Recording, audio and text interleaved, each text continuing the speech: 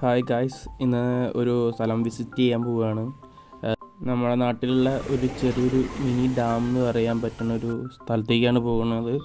ഇന്നിപ്പോൾ വണ്ടിയില്ല, അതുകൊണ്ട് നമ്മൾ നടന്നിട്ടാണ് പോകുന്നത്. അപ്പോൾ എൻ്റെ വില്ലേജും നാട്ടും ഒക്കെ കാണിച്ചു തരാം പോണ വഴിക്കുള്ളത്. ഈ വഴി നേരെ ചെല്ലുന്നത് പാത്രമംഗലം പാലത്തേക്കാണ്. അവിടെ നിന്നാണ് നമുക്ക് നമ്മളാ ഡാമിലേക്കൊക്കെ വെള്ളം മെയിനായിട്ട് വരുന്ന സ്ഥലം. നമ്മൾ അവിടെ വന്ന് റീച്ച് ആയതുകൊണ്ട് ഇതാണ് ആ പാലം.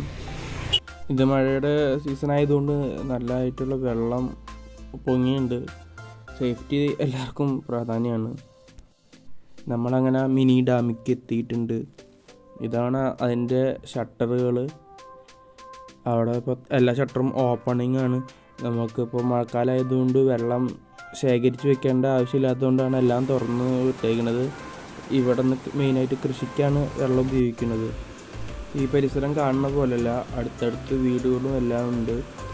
എല്ലാവർക്കും ഒരു ഭീഷണി തന്നെയാണ് ഈ മഴക്കാലത്ത് ഈ ഡാം തുറന്നു വിടുന്നത്.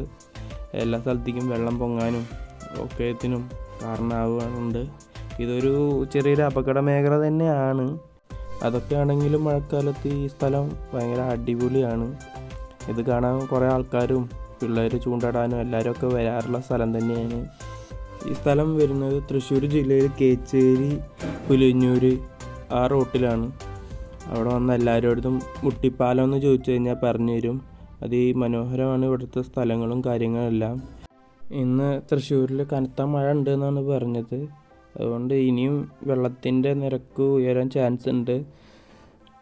സാധാരണ ഇവിടുത്തെ ഈ ഷട്ടറുകളെല്ലാം ഓപ്പൺ ചെയ്യണമെന്ന് നിറച്ച് ആൾക്കാർ ഉണ്ടാവുന്നതാണ്.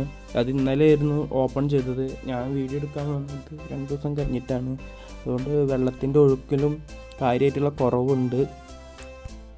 എന്തായാലും മഴക്കാലത്ത് ഇവിടെ ഭീഷണിയും വേനൽക്കാലത്ത് ഇവിടെയൊക്കെ എല്ലാവർക്കും ആശ്വാസമാകുന്ന ഈ ഡാമാണ് ഇന്ന് ഞാൻ നിങ്ങൾക്ക് പരിചയപ്പെടുത്തിയത്.